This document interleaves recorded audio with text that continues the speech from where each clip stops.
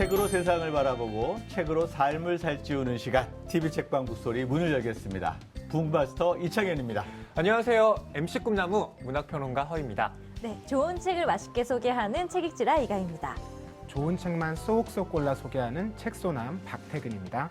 오늘 북벤저스 보니까 오늘 프로그램도 뭔가 활력 있고 재미있을 것 같습니다. 네. 저희 북벤저스도 이런 조합은 처음인 것 같아요. 네. 저희가 같이 하는 건 처음인 것 같은데요. 근데 오늘 이 자리가 허전해요.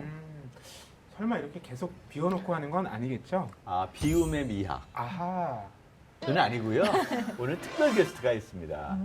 특별 게스트 모시기 전에 저희 먼저 북소리에서 빼놓을 수 없는 코너죠. 시민 북벤부터 만나보려고 합니다. 과연 어떤 분이 나올지 영상으로 만나보시죠. 네. 그거 나만 불편한 거 아니었네? 나만 이런 게 아니었네? 정말 힘드셨겠어요 하면서 이제 서로 위로를 해주고 약간 좀 소통의 장 같은 느낌? 네, 안녕하세요. 북소리 시청자 여러분. 저는 사무실 작가 김효은이라고 합니다.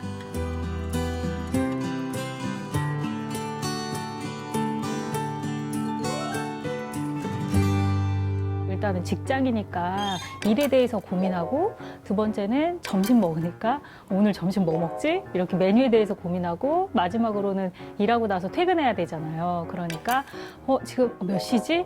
이렇게 시간을 막 이제 퇴근 시간을 가늠하면서 이렇게 세 가지만 고민하는 것으로 충분하다, 이런 생각에서 삼우실이라고 지었어요. 여기 보면은 이건 이제 주식회사 대팔기획이라는 온라인 마케팅 회사예요. 여기가 이제 20대 후반의 조용희, 이제 웹툰의 주인공이죠. 이 사람은, 용희는 꼰대에게 당하면 반드시 갚아주는 성격이고, 이제 구 대표는 회사의 대표인데 50대 이제 중후반의 남성이고, 그 이제 꼰대 마인드를 버리지 못하고 직원들을 굉장히 좀 약간 착취하는 듯한. 여기 이제 홍 과장은 아부왕, 그리고 김 과장은 이제 워킹맘인데 정말 일만 하는 사람.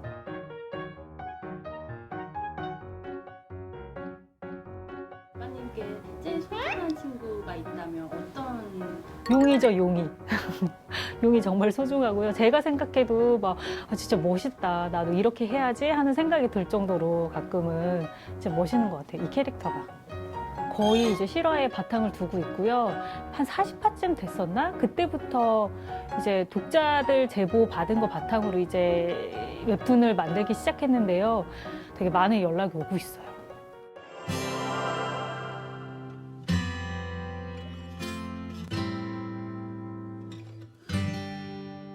내가 굳이 얘기 안 하면 아무것도 안 바뀌더라고요. 계속 반복이 되는구나. 그러면 뭐라도 표현을 하긴 해야겠구나. 그래서 좀 표출을 해야겠다고 생각을 하고 노력을 하고 있어요.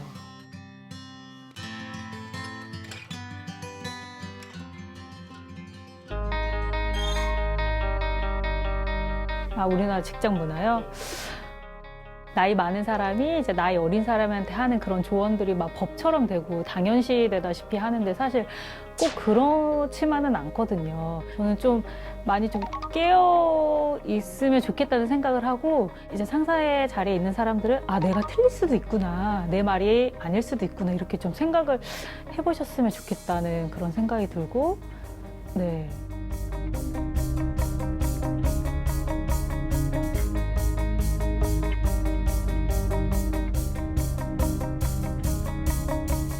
누군가가 야, 쟤 왜 저래? 이렇게 말할 때가 있잖아요. 만약 그 쟤가 그냥 단순히 쟤 한 명이 아니라 야, 쟤들이 왜 저러지?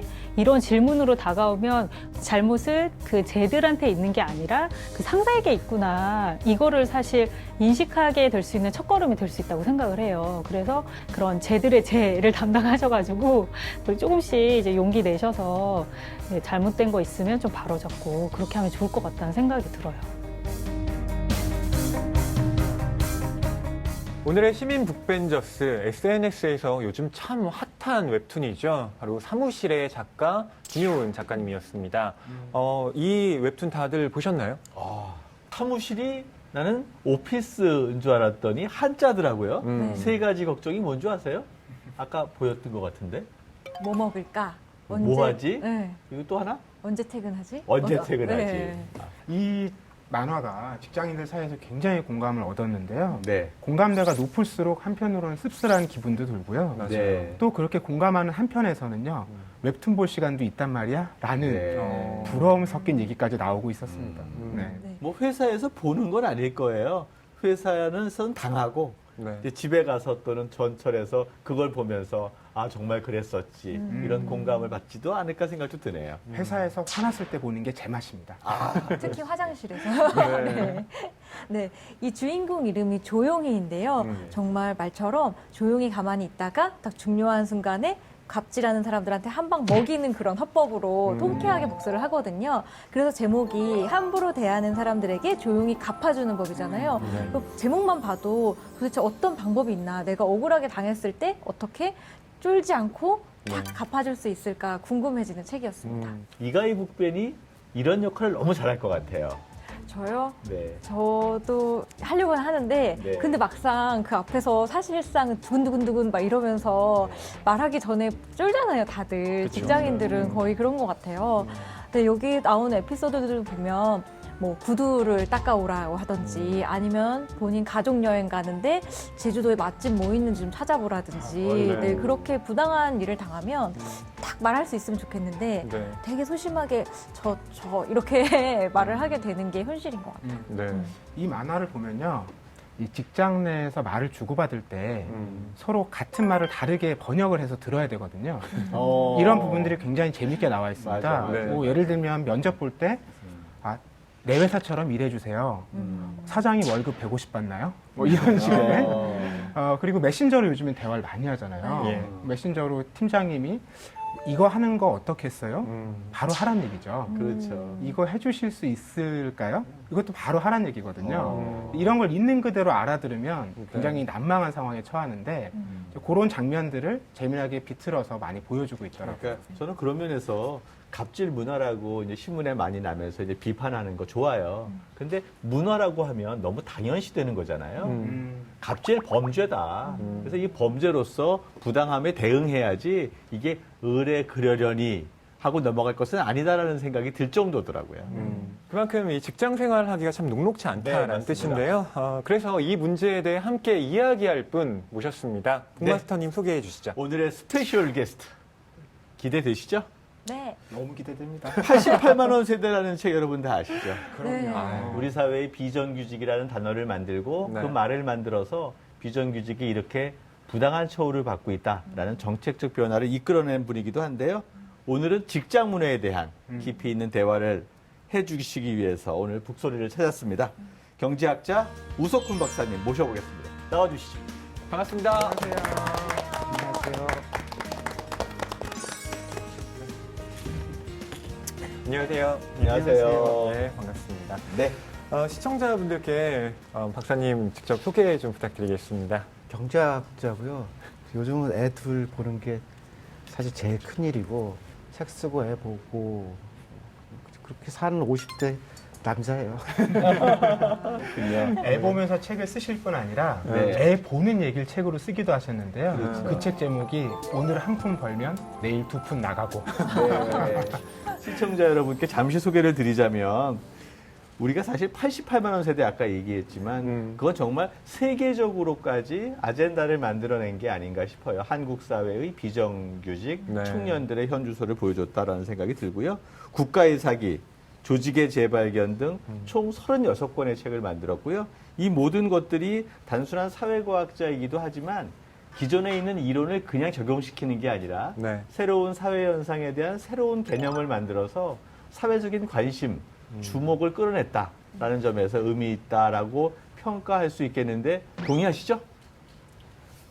36건 다 그런 건 아니고 가끔 그런 게 나옵니다. 네. 네. 책으로만 이렇게 뵙다가 실제로 보니까 너무 반가운데요. 네, 네. 북소리 시청자분들도 네, 박사님의 책을 한두 권을 읽어보지 않았을까 그런 생각이 듭니다. 네. 북소리와는 참 인연이 깊으세요. 벌써 3번째 출연이신데 2014년에 불황 10년으로 나오셨고 2017년에는 살아있는 것의 경제학으로 또 출연하셨는데 이번에는 이 민주주의는 회사 문 앞에서 멈춘다라는 책으로 또 시청자들 앞에 서셨어요. 감회가 좀 남다르실 것 같은데요. 불황 10년은 상당히 잘 팔린 책이었어요. 사는데 도움을 좀 받았고 네. 살아있는 것의 경제학은 마음 먹고 안 팔릴 줄 알지만 써야겠다라고 생각을 했던 책이에요. 그래서 또 생물학이라는 개념으로 한국 경제 노화를 보자. 그리고 그때가 이제 딱 애 키우면서 쓰기 시작한 첫 번째 책이 그거였고 네. 일단 민주주의 얘기는 부탁받고 쓴 첫 번째 책이에요. 근데 지금까지 한 번도 부탁받고는 못 썼거든요. 그리고 그렇게는 안 써지더라고요. 근데 이 얘기는 한국에서 꼭 해야겠다라고 출판사도 부탁을 해서 이제 저도 필요할 것 같고 그래서 썼는데 보통은 그렇게 하면 마무리 못해서 그냥 포기하게 되는데 이게 끝까지 나왔고 하면서 그런 생각이 들더라고요. 제가 학자로서 시기 구분을 하면은 아마 이 책으로 전기 후기가 나눌 것 같다라는 그럴 정도. 그런 생각이 들었어요. 네. 어떤 면에서 전기와 후기를 나누는 분기점이 되는 걸까요? 전기는 그냥 뭐 멋모르고 그냥 지 마음대로 살았던 시기고요. 후기는 그러니까 한국 사회를 바꾼 사람이 될 것 같아요. 그러니까 88만 원 세대는 말은 많이 듣는데 네. 사회를 바꾸지는 못한 것 같아요. 근데 직장민주주의 책은 그렇게까지 유명하지 않을지 몰라도 한국을 조금 바꿀 것 같아요. 근데 이 책의 저자의 말을 보면 예. 우석훈 박사님의 생각이 그대로 담겨 있어요. 제가 잠깐 읽어볼게요. 사람들은 말의 힘을 곧잘 무시한다. 네. 그러나 세상은 말에 의해서 움직이고 말에 의해서 변한다. 변화, 특히 좋은 변화는 말에서 시작된다. 사실 88만 원 세대에 이어서 민주주의의 개념을 회사에 적용시킨 이 책이 세상을 바꾸는 중요한 변화의 말이 되지 않을까 생각이 들어서요. 저는 영향이 더 클 것 같은데. 책을 다 써놓고 이제 서문을 쓰려고 보니까 세상 바뀐다는 생각이 들더라고요. 그래서 그 얘기를 쓴 거고 이 책을 읽으면 생각이 바뀔 건데 안 바뀌면 벽에다 대고 내역을 해라. 근데 책을 많이 파는 게 보람 있다고 생각하던 나이도 있었거든요. 근데 저도 50이 되니까 그건 아무것도 아니고 세상이 1cm라도 좋아지면 그러면 제가 살았던 그게 의미가 있는데 아무것도 좋아진 게 없으면 그럼 뭐 했냐라는 생각이 들더라고요. 네. 근데 이 책은 천천히 될지도 모르지만 바꿀 거라고 생각을 해요. 네. 이 책이 출간되고 한 2달 정도가 지났는데 독자들의 반응을 접해보신 기분이 좀 어떠신가요? 냉정하죠. 아, 좀 쌀쌀한가요? 기업체 일부에서 강의를 해달라고 좀 부탁이 왔는데 제가 보통 강의는 잘 안 하거든요. 네. 강연 귀찮아서 잘 안 하는데 이거는 좀 하려고 마음을 먹었고 그다음에 제가 책에서 주장했던 거가 제일 먼저 할 게 팀장들이나 그 초급 간부들 교육을 시키자라는 거였거든요. 이거 안 되는 거다라는 거 사실 알기만 해도 사람이 그렇게 일부러 나쁜 짓은 안 하거든요. 줄을 서자. 쓰면 되는 거잖아요. 근데 이 직장 문제는 보니까 줄 서는 것 같은 거예요. 이게 무슨 엄청나게 많은 걸 미리 알거나 이게 숙지하고 있어야 되는 게 아니고 그리고 또 우리가 민주주의를 전혀 모르면은 이게 되게 어렵겠죠. 그렇지만 우리가 국가나 사회는 세계 최인류급의 민주주의 가지고 있거든요. 우리가 경험했고 그걸 그냥 지금 해보자라는 거는 그냥 알려만 주면은 할 수 있는 거예요. 이게 어려운 건 아니죠. 촛불 시민혁명이 정치 권력을 바꿨잖아요. 대통령을 바꾸고. 최근 들어서 미투나 이러면서 사회의 변화가 급격히 변화되고 있는 것 같아요. 저는 그래서 사회 내에 여러 장르가 있는데 그 가운데 회사의 문화의 이슈가 건드려진 게 아닌가 생각이 들어서 어떻게 보면 경제 권력까지 변화시키는 하나의 계기가 되지 않을까라고 분석할 수 있을 것 같은데. 실제로 사람들이 변했죠. 그러니까 뭐 회사에 따님이 컵을 던졌잖아요. 네. 안 된다고 이제 사람들이 집회에 나왔는데 촛불 집회 이후에 생각해 보니까 이렇게 하는 건 아닌 것 같아요라고 사실 우리가 변한 거거든요. 그런데 그 변한 것들을 조금 더 제도화시키고 그러면은 금방 많이 바뀔 수 있겠죠. 그 이번 책을 준비하면서 또 사무실과 같은 그런 직장 갑질 사례를 많이 접하셨을 것 같은데요. 혹시 기억에 남는 뭐 에피소드 있을까요? 제일 충격적이었던 거는 그 표현이 제광제부서라는 표현이 있어요. 제부서. 예. 항공사 국내선에서 쓰는 건데 제주 갔다. 광주 갔다 제주 갔다 부산 갔다 서울 오는 일정. 아, 제광제부서. 네, 그 그래서 앞 글자만 딴 거군요. 하루 만에. 서울에서 출근해서 그렇게 간다는 거예요. 그게 너무 힘들잖아요. 그래서 이게 세계적인 관행도 하면서 바뀐 게 보통 제가 이제 영국이나 프랑스에서 보면은 국내선에 계시는 승무원들이 조금 나이가 많아요. 예. 그러니까 승진하고 좀 높은 할머니급쯤 돼야 내 도메스틱 할게. 국내에서 하고 젊은 사람들이 외국으로 가잖아요. 예. 근데 우리는 국내선이 그렇게 어려우니까 원래는 외국 가는 비행기가 더 힘들잖아요. 그건 시차도 있고 막 자고 오고 집에도 못 들어오는데 그게 더 원하는 자리라는 거예요. 아. 그래서 심지어는 잘못을 저지르거나 뭐 밉보이면은 벌로 국내선으로 돌린다는 거예요. 그러니까 이게 우리나라만 이게 거꾸로 돼 있으니까 이 뭐가 좀 잘못된 거죠. 뭐 이름 얘기할 수 있죠. 대한항공의 조현민 씨의 물컵 투척 사건이라든지 네. 아시아나 회장의 여승무원 성희롱 사건, 또 최근에 충격적이었죠. 이거 위디스크 회장의 양진호 사건이라든지 이런 것들을 보면 아, 이게 사실일까? 이거 허구의 것 아니야? 라는 생각이 드는데 어떻게 보면 소설보다 더 잔혹한 네. 우리의 현실들이 있다라고 생각이 드는데요. 이걸 그대로 두고만 볼 수는 없는 상황이 아닌가 생각이 들고 그것과 이 책의 출간이 거의 맞닥뜨려진 거 아닌가요? 그 조현민 사건은 저한테 충격이었어요. 왜냐하면 그 전에 있는 많은 일들은 자본과 노동의 갈등이라고 봤어요. 그래서 이제 비정규직 문제도 네. 자본이 더 많은 돈을 벌려다 보니까 사람을 쥐어짜는 방식인 거다. 네. 이렇게 설명을 다 했는데 컵을 던졌어요. 오너의 따님께서. 그러면 인격화된 자본이 있으면은 컵을 던질 때 뭐라고 했을까? 그 생각을 해봤거든요. 세게 던져라. 잘 던졌어. 이렇게 말할 리가 없고 멈추라고 했을 거 아니에요. 실제로 자본의 입장 그 후에 무슨 자본 그러니까 뭐 주식 투자도 줄고 네. 그다음에 뭐 면허도 뛴다 안 뛴다 그리고 자본이 안 좋아진 거거든요. 그러니까 이거는 자본으로 분석을 해봐도 하면 안 되는 일이고 노동으로 분석을 해봐도 하면 안 되는 거니까 우리가 생각했던 뭐 비용 절감 뭐 이거 등등이 아니고 그냥 키가 이상한 거예요. 네. 그리고 그 회사가 이상한 거고 그다음에 갑질이라는 표현을 제가 잘 안 쓴 거는 갑질이 들으면 시원해요. 가슴이 막 빵 터지는데 이상한 바보나 누가 거기 있어서 그런 우연한 일인 것 같거든요. 그래서 걔만 치우고 걔만 감옥 보내면 될 거냐. 근데 이게 구조적인 문제니까 착한 사람도 그 자리에 가면 그렇게 된다. 맞아요. 그런 면에서는 이제 조금 더 개념을 만들고 구조적인 진단을 하고 해법을 찾아야 될 거라는 생각을 좀 했어요. 네. 그럼 우리 회사의 직장 민주주의가 뭐 이 정도 수준에 와 있다. 그걸 가늠하는 척도로는 우리가 어떤 걸 좀 보면 될까요? 등산을 딱 보면 그냥 간단하더라고요. 등산. 네. 등산. 그 등산 가느냐 유럽 회사들한테 물어봤다가 예. 제가 진짜 너무 무식한 사람 취급을 받았어요. 근데 좀 웃긴 얘기지만 이제 네.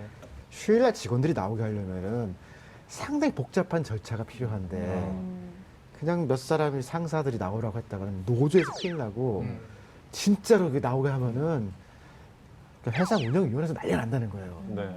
근데 우리는 가는 회사가 있잖아요. 예.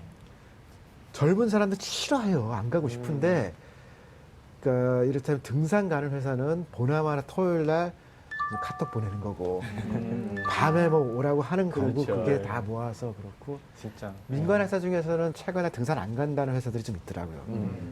저희 회사는 등산을 가본 기억이 없고요. 다만 이런 건 있어요. 팀장들의 워크숍은 가끔 등산을 가는 것 같더라고요. 네. 그건 또 제가 팀장이 아니니까 저희 팀원들에게는 청와의 날이죠. 아. 팀장들이 모두 회사를 떠나서 네. 등산을 가는 것. 그야말로 악의 축이 사라진다. 아니 이가희 부회는 어떠세요? 저는 회사 다닐 때 갔어요. 그래서 1년 차에는 현장에 파견돼서 일하는 데였는데 현장은 좀 더 영업하고 다 있다 보니까 단합을 굉장히 나만 빠질 수 없는 그런 문화가 있는 거예요. 그래서 그때 거의 한 달에 한 번씩 등산 마라톤을 부지런히 했더니 지금 제 취미가 등산과 마라톤이 됐거든요. 굉장히 긍정적으로 생각하셨는데요.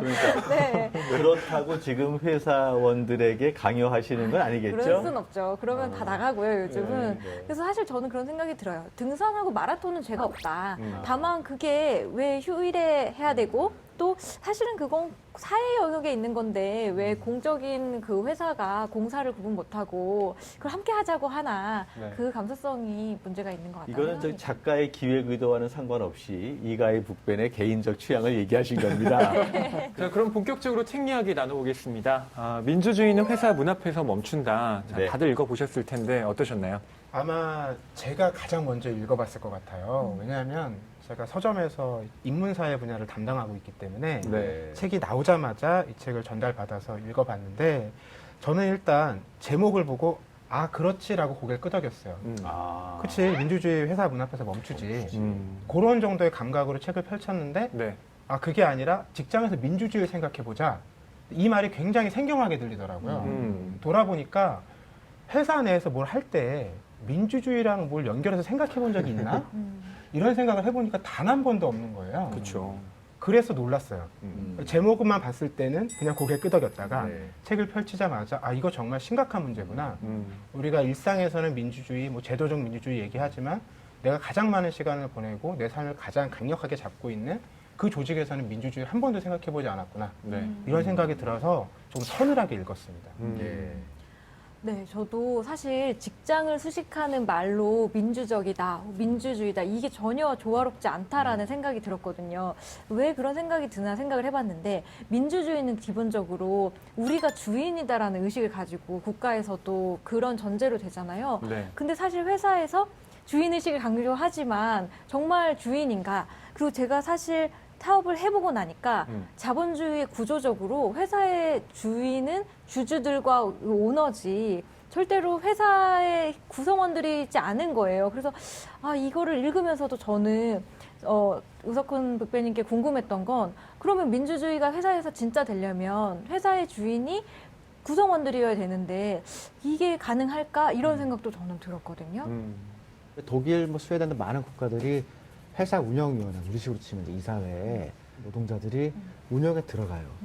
그러니까 나중에 돈을 뭐 나눌 때는 진짜 소유주의 문제가 있지만 회사가 운영되고 돌아가는 것에서는 실제는 노동자가 주인 역할을 일부 하죠. 근데 사실 좀 이런 건 있어요. 자본주의를 우리가 만든 게 아니잖아요. 네. 그러니까 일본을 통해서 네. 이식되고 그러니까 우리는 회사는 무조건 군대라는 걸부터 자본주의를 배운 거 아니에요. 근데 그럼 어느 날 보니까 우리만 군대네. 또 우리 사회는 또 독특하게 남성들이 논산훈련소라고 하는 군대의 사회화 과정을 거치게 되고 군대를 갔다 와서 보통 직장에 들어가잖아요. 이 직장이 아까 군복 대신에 와이셔츠를 입은 군인이라고 했는데 그것이 똑같이 반영이 되는데 군대는 규율만 따르면 되는데 여기는 밥줄이라고 하는 월급을 갖고 있잖아요. 그걸 통해서 어쩌면 군대보다 더 군대스러운 상명하복이 있는 것 아닌가 생각이 들어요. 네. 그런데 여기에 직장 플러스 민주주의를 조어로 만들어낸 것, 이거 되게 융합적인 것 같아요. 네. 과장급 이상들한테 물어봤어요. 예. 어떤 회사에게 바라냐. 그랬더니 제일 많이 나온 대답이 가족 같은 회사였거든요. 네. 밥도 먹고 막 술도 먹고 우리 우정도 다지고. 근데 대리 이하 직원들한테 물어보니까 사생활 보호예요. 회사에 원하는 게. 그러니까 어느 순간에 새로운 젊은이들 등장하면서 네. 흐름이 바뀐 거예요. 근데 이게 좀 진보적인 매체에서부터 굉장히 보수적인 데까지 다 물어봤더니 네. 다 똑같은 문제가 있더라고요. 새로 들어온 사람들이 술을 안 먹는다. 그리고 우리랑 어울리지 않는다. 어떻게 하면 좋냐. 적응하세요. 맞아요. 나는 여기에 돈 벌러 온 거지. 가족 만들러 온 거 아니에요. 친구 사귀러 온 것도 아니에요. 맞아요. 네. 난 돈 벌러 왔으니까 돈 벌고 집에 갈래요. 그걸 이제 나이 많은 사람들이 이해를 못 하니까 사직서 써야 되나, 이제. 말씀하셨던 것처럼 사생활 보장이 참 젊은 직원들이 원하는 바인 것 같은데요. 그래서 가장 하지 말아야 될 게 있습니다. 네. SNS에서 상사와 친구 맺지 않기. 네, 이런 부분이 되게 중요한 것 같아요. 맞아요. 저는 예전에 주말이 되면 이제 등산하고 마라톤하고 뭔가 아웃도어 활동을 막 하는 사진을 네. 올렸어요. 딱 출근을 했는데 본부장님이 가희 씨는 주말에 이렇게 등산도 하고 활동적으로 하는 것 같더라고. 그래서 저는 칭찬인 줄 알고 네, 제가 좀 이렇게 밖에서 하는 활동을 좋아합니다. 이랬는데 그렇구나. 근데 왜 요즘 젊은 사람들은 열정을 회사 밖에서 썼지? 네, 회사 안에다 썼지 않지? 야, 뼈 있는 한마디. 네, 얘기를 하셔가지고 무섭다. 와 진짜 이거는 소셜에 일단 내 얘기를 올리고면 안 되겠다. 네. 그리고 직장분들이랑은 맺으면 안 되겠다. 이런 네. 생각이 딱 들었던 적이 있어요. 제 딸이 페이스북에서 친구 맺기를 요구해서 친구 좀 맺어줘 그랬더니 되게 쌀쌀하게 왜 맺어? 이러는 거예요. 그래서 나는 당연히 이렇게 아빠와 딸과의 관계는 우리 따뜻함과 친하니까 맺을까? 이런 생각했는데 그건 아빠 그 생각, 생각이시고. 그러니까 말이에요. 그것도 큰일 아유, 시대착오적인 그럼요. 생각이었더라고요. 아니, 저희 아버님이 가끔 제 걸 보는데 네. 우리 아버지 욕 되게 많이 쓰거든요. 그래서 뭐 아버지가 그냥 보고 이렇게 가슴이 상하시는 건 괜찮지만 뭐 많이 속 쓰실 텐데 그거 왜 보실까? 맞아요.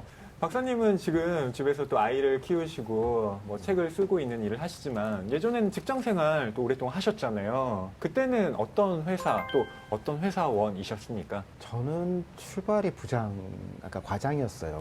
이제 금방 부장을 달고 익숙치 않은 곳이라서 이제 물어봤어요. 그 여직원한테 어떻게 해야 되겠냐 그랬더니 회식을 하지 마세요. 내가 좋아해서 해주는 조언인데요. 예. 점심 때 음. 스파게티 집에 가거나 꼭 저녁을 원하시면은 카드만 주고 가세요. 야. 카드만 주고 가면은 싫어하진 않을 거예요. 진짜 조언 해주셨네요. 네. 와. 그래서 그 두 개를 다 해봤는데 네. 카드만 두고 가면은 자기들이 정말 재밌게 놀고 그냥 그렇죠. 고마운 마음으로 갔더라고요. 네. 그래서 회식을 같이 가면 좋을 거라는 그런 생각을 버렸어요.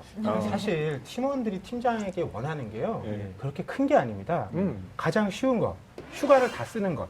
제대로. 맞아요. 네. 이 팀장들이 휴가를 남겨두고 안 쓰잖아요. 그렇죠. 그럼 팀원들이 쓰기가 상당히 눈치가 보입니다. 그럼요. 그래서 팀장이 되면요. 1년에 한 번쯤은 열흘씩 장기 휴가도 갔다 와야 되고요. 맞아요. 네. 맞아요. 하루도 남기지 않고 휴가를 다 써야 됩니다. 병가도 좀 내고. 자, 그러면 이제 이 책을 보니까 이제 분노하고 분석하는 것까지 다 하는데 책들이 그 다음에 어떻게 하면 해법을 마련해 볼까에 네. 대한 고민들이 담겨 있는 것 같아요. 그런 해법들을 모색하기까지 고민들이 많으셨을 것 같아요. 제일 처음에 이 작업 시작해서 이거 생각 못 해본 거다라고 하는 첫 충격을 받은 게 어떤 이제 여성 직원이 자기 팀장이 너무 싫다는 거예요. 그래서 이제 뭐가 싫으시냐고 이제 물어보니까 뭐 생각하면 뭐 무슨 감정적이거나 내지는 무슨 뭐 이런 거일 것 같은데 외부 사람들하고 같이 회의를 할 때 자기 팀장이 자기들을 우리 애들이라고 부른다는 거예요. 아. 나이 차도 얼마 안 나는데. 근데 때같이 얘야.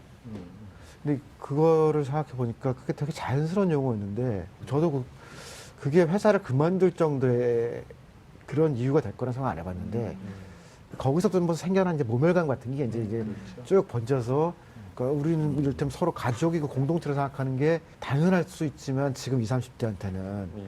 너도 돈 벌러 왔고 나도 돈 벌러 왔고 그러니까 애들이라고 하지 마. 좀 가장 먼저 시급하게 좀 우리가 실현해야 된다라고 하는 건 뭘까요? 팀장 제주가 제일 쉽고 음. 돈도 제일 조금 들어요. 그러니까 이게 교육만 한 번씩 시켜도 되거든요. 그러니까 뭐한 2, 3일 교육 혹은 일주일 교육. 그래서 뭐가 문제다라는 거를 실제 팀장들이 몰라요. 그러니까 제가 이제 만난 많은 직원들이 이 얘기를 자기 팀장한테 꼭 해줬으면 좋겠다는 거예요. 아니 뭐 별것도 아니에요. 퇴근하면 카톡하지 마라. 주말에 전화하지 마라. 성희롱 교육을 한다고 해서 나쁜 사람의 마음이 바뀌진 않아요. 네. 그런데 성희롱 사건은 줄어요. 왜냐하면 경고를 많이 하게 하니까. 되니까. 그런 점에서 이제 교육을 좀 하고 간단한 인증제 같은 걸 만들면은 쉽게 바뀔 수 있을 것 같다는 생각이 들었고, 근데 이런 생각이 들었어요. 팀장 몇 사람만 기분이 나쁘면은 굉장히 많은 사람들이 행복해져요. 팀장만 좀 아니, 괴로우면. 큰 돈이 드는 것도 아니에요, 이거는. 네, 맞아요. 이런 거죠. 회사 그만둔 사람이 과연 오너랑 싸고 그만둔 사람이 몇 명이나 되겠냐. 아주 작은 회사나 그렇지. 큰 회사 사장 1년에 한 번 보기도 어렵고 네. 그 사람 난 몰라요. 그런 경우가 대부분인데 이게 주로 문제는 가까운 직장 선배급 네. 팀장 그 사이거든요. 팀장이 잘 관리하면은 죽는 사람을 살릴 수 있을 것 같아요. 그러니까 간호사 태움을 조사하다 보니까 이게 네. 그 관리를 맡은 팀장인 경우도 있고 뭐 수간호사들이 있는데 너무 열심히 안 했거나 너무 열심히 했거나 그럼 사람이 죽더라고요. 성과를 너무 내기 위해서 막 쫙다. 네. 혹은 밑에 문제가 있는 걸 알면서도 게을러서 사실은 아는데 그만뒀다. 그러면 좀 기분 나쁘고 끝나는 게 아니고 사람이 죽더라고요, 이거는. 네. 또 책에 보니까 민주주의가 밥 먹여주느냐, 뭐 이제 이렇게 되물어보는 경우가 있는 것 같아요. 그런데 조직 내에 민주주의가 안 되면 회사가 망해서 밥도 굶게 되는 경우가 만들어지는 거 아닙니까? 한국이 아직 뭐 잘 알려지지 않고 그래서 그런데 예를 들면 뭐 화장품 갖고 예를 들어볼게요. 화장품 회사인데 이렇게 라벨링이 붙잖아요. 네. 근데 거기에 우리는 직장 민주주의 하는 회사라고 이렇게 써 있잖아요. 아마 20, 30대 여성들이 같은 돈이면 더 살 거예요. 왜냐면 이게 페어 트레이드나 뭐 우리가 커피나 맞아요, 이런 맞아요. 것도 그렇죠. 비슷한 거면 조금 공정시장 이런 거 하고 싶어 하는 거든 비슷한 것처럼 저기는 직원도 안 괴롭힌대. 그럼 그걸 사기 시작하잖아요. 금방 퍼져요, 이거는. 직장 내 괴롭힘을 당하는 여성일수록 그거를 선택할 가능성이 높아지겠네요. 그럼 남성도 마찬가지고 이를테면 뭐 볼펜인데 우리는 직장 민주주의 하는 회사에 이렇게 써 있잖아요. 그거 사겠죠. 지금은 다 똑같으니까 그냥 그렇지만 야. 근데 사실 생각해보면 젊은 사람들이 원하는 게 꼭 연봉이냐. 최근에 모바일 앱에서 회사의 뒷얘기를 익명으로 할 수 있는 서비스가 엄청 화제가 돼서 회사 문화를 좀 바꾸고 있잖아요. 네, 사실 저는 그게 앞으로 더 확산될 거라는 생각이 들어요. 구직자들은 자신의 정보를 다 내주고 회사 선택하게 하지만 우리는 사실 회사가 저 회사가 무슨 문화를 가졌나 겉으로 보기엔 대학생들이 가고 싶은 회사 1위지만 가보면 엄청 보수적인 회사도 많거든요. 근데 사실은 이제 그런 앱이나 이런 뒤에 서비스들을 통해서 자유롭게 말하는 기회가 열리고 있고 여기에서도 이 회사의 노동 감수성이 뭐 5점 만점에 3점, 2점 이런 식으로 아직은 없습니다만, 네, 저는 이렇게 평가되는 시대가 곧 온다고 생각하고 있습니다. 그 앞서서 우석훈 박사님이 말씀하신 뭐 팀장 민주주의도 그렇고 일반 직원들이 실천하기는 쉽지 않잖아요. 그러니까 그건 어떤 윗사람의 결단 아니면 회사 조직 내에 좀 상위에 있는 어떤 사람들이 이걸 정책적으로 시행해야만 그렇죠. 가능한데 일반 회사원들이 좀 실천할 수 있는 어떤 방안들은 뭐가 있을까요? 이제 제가 민주주의를 배울 때는 이건 피를 먹고 자라는 뭐다. 그래서 아, 이거 피를 흘려야 되는구나라고 생각했는데 유럽에서 직장 민주주의를 만든 역사를 보니까 그렇게 어렵게 만들지 않았더라고요. 그래서 이것도 사회가 바뀌고 그래서 제가 이제 그 책 서문에 말을 많이 하면 된다. 이게 회사도 민주주의 있는 회사가 있는 거다라고 우리가 얘기를 많이 하고 떠들다 보면은 우리 회사는 왜 이래? 근데 그런 것들이 이제 점차적으로 한두 군데 바뀌다 보면은 이거 어려운 게 아니에요. 그러니까 생각해 보세요. 그 성희롱 교육이나 이런 게 3년 전에는 이걸 어떻게 다 하냐. 그 일부 남자 직원들은 그 교육받고 불쾌하다고 막 항의했거든요. 지금은 다 해요, 그냥. 그리고 오히려 안 시키면 불안해 하거든요. 그래서 이거가 이렇게 어렵거나 그런 건 아닙니다. 저도 대학 내에서 보면 대나무 숲 뭐 이런데 강의 평가 익명으로 올리고 교수들 뭐 한 것들 얘기하고 맨 처음에 되게 불쾌해하고 뭐 그런 게 다 있어 신경 안 쓰고 이러거든요. 근데 그게 문화화되면 아 거기에 잘못 올라가면 자기가 큰 불이익을 받고 심지어는 학교를 떠날 수도 있겠다라는 생각을 갖게 되면 자연적으로 문화가 바뀌고 그 문화 바뀌는 게 불과 몇 년 만에 아주 크게 바뀌더라고요. 그래서 요즘 젠더 문제나 조직의 문제, 회사의 문제도 저는 우석훈 박사님이 이런 책 쓰고 하다 보면 몇 년 내에 큰 변화를 가져올 수 있겠다 생각도 가져요. 이 책을 읽으면서 또 한 가지 생각을 하게 된 게 그 네. 민주주의라는 말은 평등에 등치되는 말이고 직장이라고 하는 건 먹고 사는 것. 그러니까 내가 이 조직에서 뭔가 내 노동을 바쳐서 그걸 이제 돈으로 바꾸는 그런 공간인데 국가는 그냥 우리가 대통령을 뭐 탄핵시킨 경험도 있고 바꿀 수 있는데 오너를 바꾸긴 어려우니까요. 그런 점에서 어떻게 이 오너 민주주의는 또 실천돼야 될까? 일단 지금의 감사제나 사회이사제나 오너의 전행을 할 수 있는 브레이크들이 안 움직이게 돼 있어요. 그러니까 내부에 사실은 좀 적절한 브레이크들이 있거든요. 외부에도 일단 스튜어드 코드라고 연기금 같은 데서 이상한 데로 갈 때 조금씩 제어하고 그렇게 하면서 그걸 표준화시켜서 이 정도는 하자. 뭐 아파트 직구할 때 정부 땅 빌려가고 연구개발한다고 R&D 연구개발 받아가고 대부분의 회사들이 정부에서 돈 받아가거든요. 네. 아, 국민의 돈 받아갈 때는 그래 최소한 그렇죠. 이것도 안 하고 받아가는 건 너 사람도 아니다. 그럼 말할 수 있는 거 아니에요, 그거는. 그럼요. 오랜만에 또 저자를 모시고 이렇게 이야기를 나눠보니까 책에 대한 대화가 한층 더 풍성해진 것 같은데요. 이번에는 이 책과 관련된 북벤저스들의 추천 책을 좀 들어볼까 합니다. 이가희 북벤 어떤 책 준비하셨나요? 네, 제가 먼저 준비했는데요. 재현주 작가의 일하는 마음이라는 책입니다. 이 민주주의는 회사 문 앞에서 멈춘다가 사회적이고 구조적인 측면이라면 일하는 마음은 좀 이거를 개인적인 차원에서 우리가 어떻게 대응해야 되나를 이제 조망한 책이라고 생각이 드는데요. 과거에는 사실 다 회사에 올인했잖아요. 회사가 내 어떤 인생을 책임져 줄 것 그렇죠. 같고 사실 애들 대학도 보내주고 이러다 보니까 회사가 내 삶의 또 전부 되게 중요한 부분이었었는데 사실 젊은 사람들의 요즘의 흐름은 회사가 나를 책임져주지 않는다. 그러니까 중심축이 회사로부터 나한테 많이 옮겨온 것 같아요. 그래서 그랬을 때 개인은 어떻게 이 직업을 선택하고 뭐 이직하고 퇴사하고 이런 문제를 어떻게 대응할 것인가에 대해서 재현주 저자가 이제 풀어내고 있습니다. 재현주 작가가 앞서 썼던 책이 내리막 세상에서 일하는 노마드를 위한 안내서 이런 책이었어요. 그러니까 요즘 한국 사회에 대해서 이제 기대 저하의 사회다, 내리막 사회다 이런 얘기를 많이 하거든요. 과거처럼 노력을 투여하는 만큼 사회가 성장할 거라는 기대가 없다라는 거죠. 그럼 그런 상황 속에서 우리는 어떤 미래를 염두에 두고 지금 일을 해야 되는가? 이런 물음들을 끊임없이 던지면서 본인 스스로도 과거에는 이제 세계적인 어떤 컨설팅 업체에서 일을 하다가 이후에는 협동조합 활동을 하시고 또 지금 임팩트 투자 회사에서 일을 하고 계시거든요. 그럼 다양한 이제 일에 대한 그 마주침들을 바탕으로 여러 일에 대한 태도들을 말씀해 주시는데 제가 인상 깊었던 한 대목을 읽어 드릴게요. 네.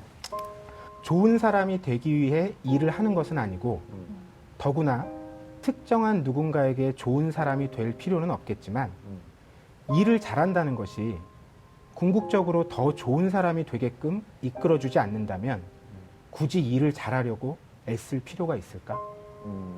네. 요즘엔 사실 이걸 분리해서 생각하거든요. 내 삶이나 인격과 일은 완전히 분리된 것으로 생각을 하면서 그런 태도가 쿨한 태도처럼 얘기가 되기도 하는데 네. 그렇게 분리될 수 없다라는 얘기죠. 그래서 저는 이 책을 보면서 약간 어떤 생각이 들었냐면 일하는 게 회사랑 연애하는 거랑 똑같구나. 그리고 연애요? 네. 오. 내가 그 연애에서 관계를 만들어 나가는 걸 수도 있고 예. 내가 충분하게 요구를 해서 얻어야 될 것도 있고 어. 그리고 사실 이 남자가 전부가 아니다. 아. 다음 남자가 있을 수도 있다. 평가까지 할 네네네. 그런 의미에서 일방적인 사랑을 할 필요가 없다는 생각이 들어요. 폴리아모르처럼 네. 네. 회사를 생각해볼 수도 있다. 아. 라는 생각이 그렇죠. 들었어요. 회사가 못 살게 굴면 헤어져야죠. 네. 네, 다음 박태근 책. 북배는 어떤 책 준비하셨습니까? 네, 제가 가져온 책은요. 김민석 작가의 혼의 시대라는 책입니다. 네, 김민석 작가 하면은 또 떠오르는 게 있죠. 나는 지방 대학의 시간 강사다. 네. 뭐 이런 책을 썼고요. 그런 출판계에 아주 최근에 주목을 받고 있는데 최근에 낸 책이죠? 예, 맞습니다. 근작이고요. 훈이라는 게 이제 가르침이라는 의미지 않습니까? 네. 훈이라고 떨어뜨려서 쓰는 경우는 별로 없어요. 교훈, 네. 사훈, 뭐. 예. 가훈 이런 게 있죠. 사분. 이 한 챕터가 사훈을 다루고 있습니다. 그런데 재미난 게 요즘에는 사훈이라는 게 거의 없습니다. 이걸 다른 방식으로 바꿔서 표현합니다. 네. 경영 이념, 이경. 뭐 경영 철학.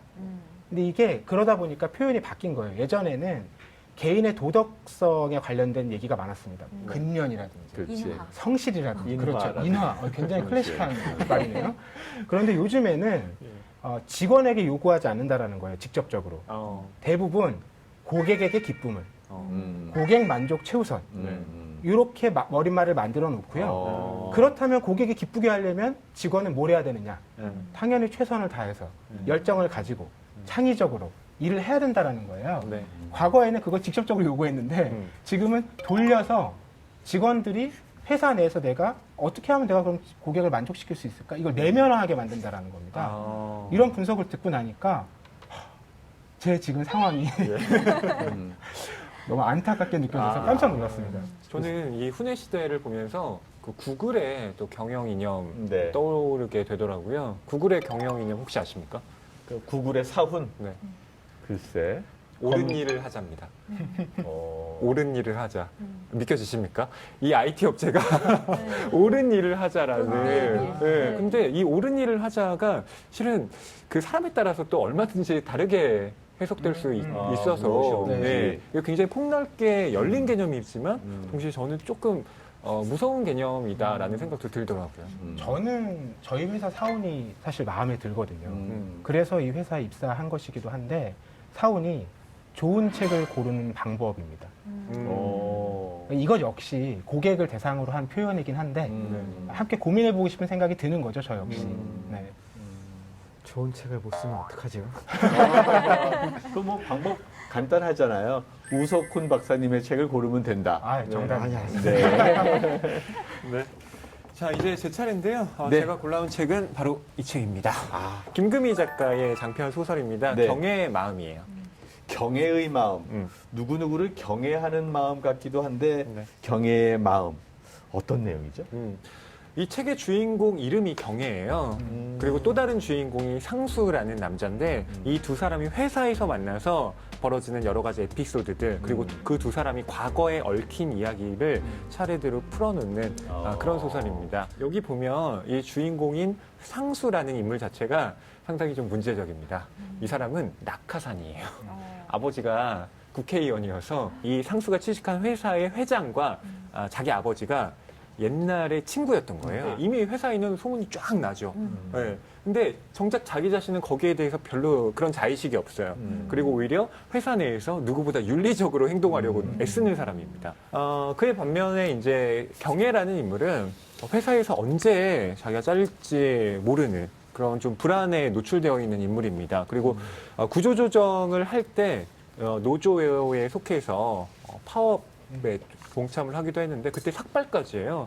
근데 이 사람에게 좀 마음에 상처가 있는 건 뭐냐면 이 노조 내에서 성추행 사건이 일어나거든요. 근데 그걸 문제 제기했다가 이 노조원들 사이에서도 또 이 경애가 좀 배척을 당한 겁니다. 예, 그런 사연이 여기에 나와요. 기본적으로는 이제 사랑 이야기와 맞아요. 네. 서로의 아픔을 이제 치유하는 그런 얘기들이 담겨 있잖아요. 유독 그런 노동 관련된 얘기들이 들어오셨나 봐요. 네, 특히 이 책의 그 앞부분에 여러 가지 그 회사 내에서 벌어지는 그러니까 비민주적인 행태들이 나와요. 이를테면 시무식 때 오너가 갑자기 전 직원 198명이 모여있는 그 자리에서 한 직원을 부릅니다. 성악 전공한 직원인데 나와서 갑자기 노래를 하라는 거예요.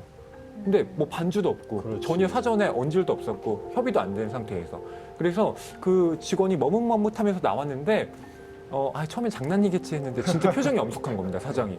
그래서 어쩔 수 없이 그 자리에서 노래를 해야 했던 이런 걸 보고 있으면 이게 진짜 폭력적이구나라는 그 체감이 이 소설을 읽으면서 막 와닿게 돼요.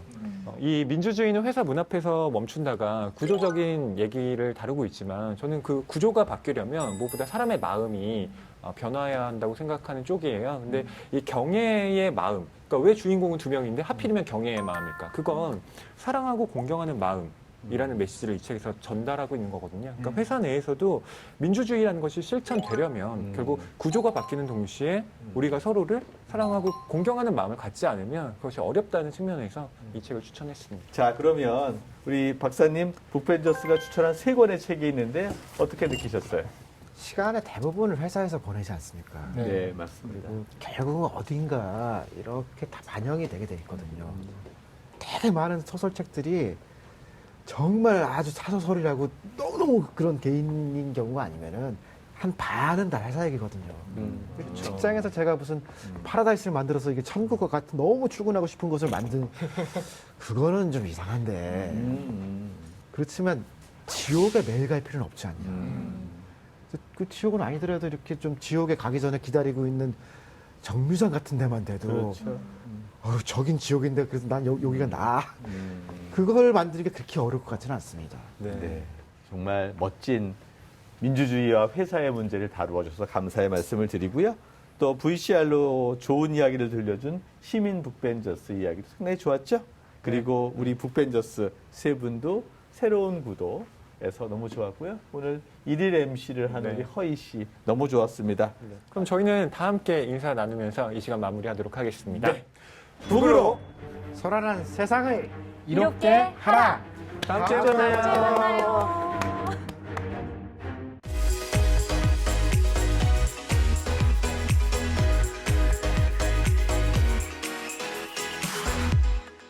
당신의 고민을 책으로 풀어드리는 해결책. 안녕하세요, 김성신입니다. 안녕하세요. 남정미입니다. 정민평론가. 네.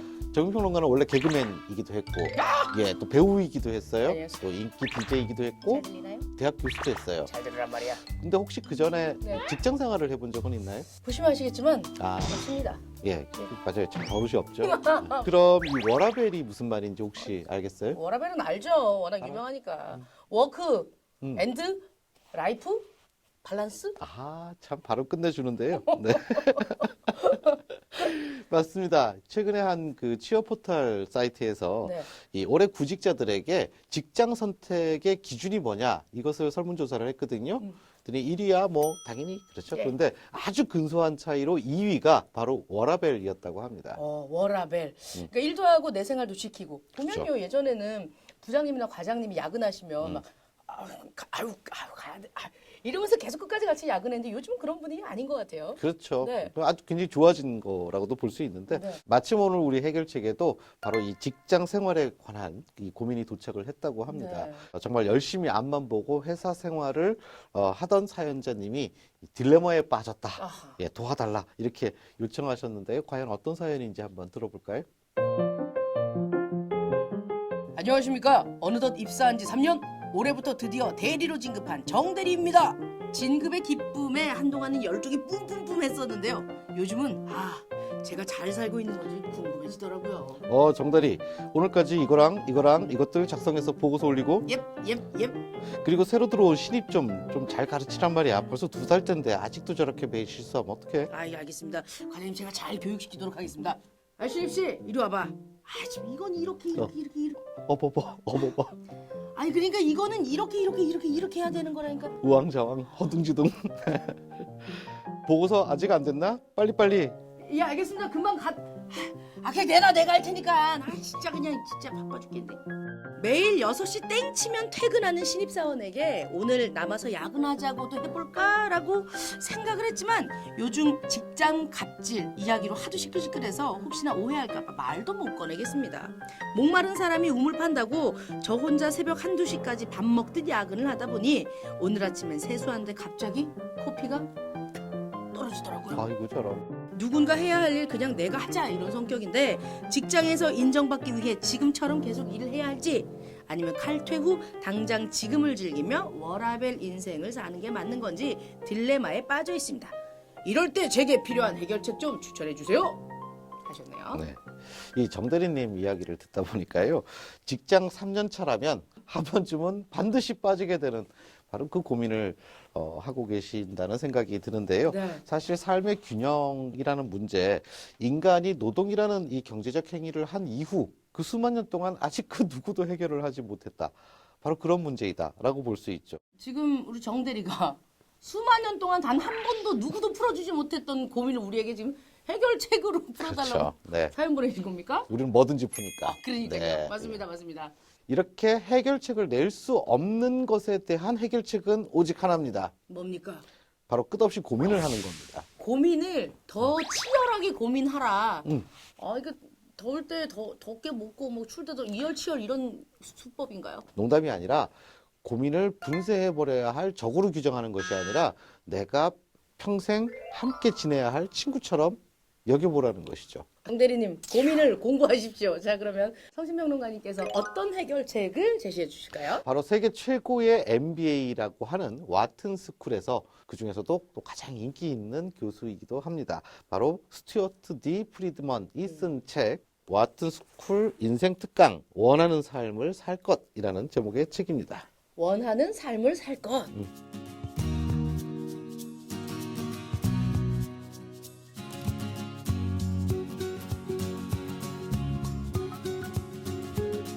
이 저자 프리드먼에 따르면 일과 삶은 서로 경쟁하는 관계가 아닙니다.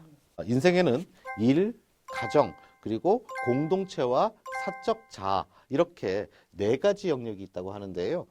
실제 인생은 이 4가지 영역 사이의 교차점이자 상호작용이다 이렇게 설명을 하고 있습니다.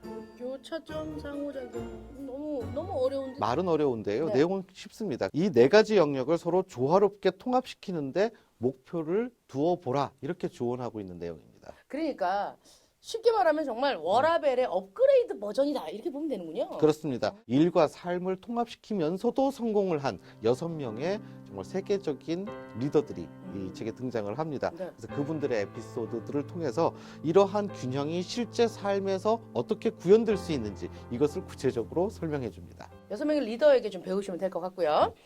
김성신 평론가 해결책이 최고 인기 교수의 책이라면 저는 독일 최고의 정신과 의사가 쓴 책 권해드리도록 하겠습니다. 책은요. 30과 40 사이 나를 되돌아볼 시간입니다.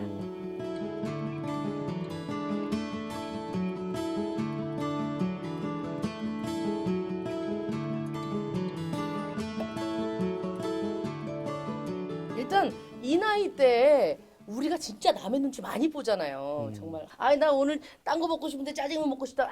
눈치 굉장히 많이 보는데 나를 정작 생각할 시간은 없었다는 거죠. 예.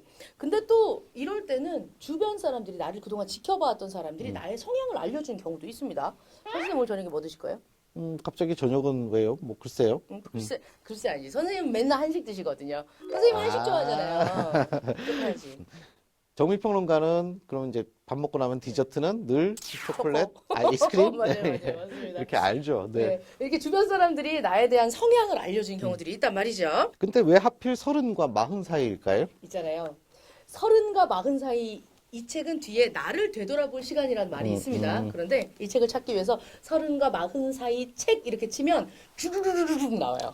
30과 40 사이 30대에 이루지 못하면 평생 후회하는 일은 가지. 30과 40 사이 어떻게 일할 것인가. 30과 40 사이 인생병법. 야, 진짜 많네요. 네. 딱 이 나이대가 되면 눈치 봐봤자 소용없었어. 야 됐어 그냥 나만 챙겨야지. 이런 인생의 중간 점검기가 온다는 나이대인 거죠. 중간 점검기. 네. 예. 자 그러면 어떻게 해야 했느냐? 책에서 얘기를 해주고 있습니다. 읽어드릴게요. 인생에서 겪는 거의 모든 문제가 관계로부터 시작한다는 사실을 기억한다면 관계의 주체인 자신을 제대로 아는 것만으로도 인생 문제의 절반 이상이 풀리게 된다. 그렇습니다. 정 대리님 이 일을 계속 하시더라도 워라밸을 지키고 싶다고 하더라도 일단 본인이 어떤 사람인지 우선 파악을 하셔야 할 것 같습니다. 그렇지 않으면 달리다가도 브레이크 세워서 지금 내가 가고 있는 이 길이 맞나? 여기가 아닌가벼! 이렇게 고민을 하게 된다는 거거든요. 그렇죠. 네. 앞으로의 날들을 좀 더 편안하게 그리고 원하는 삶을 살고 싶다라면 자기 자신부터 돌아보는 것이 먼저입니다. 네, 그렇습니다. 영화 대사 하나 생각나네요.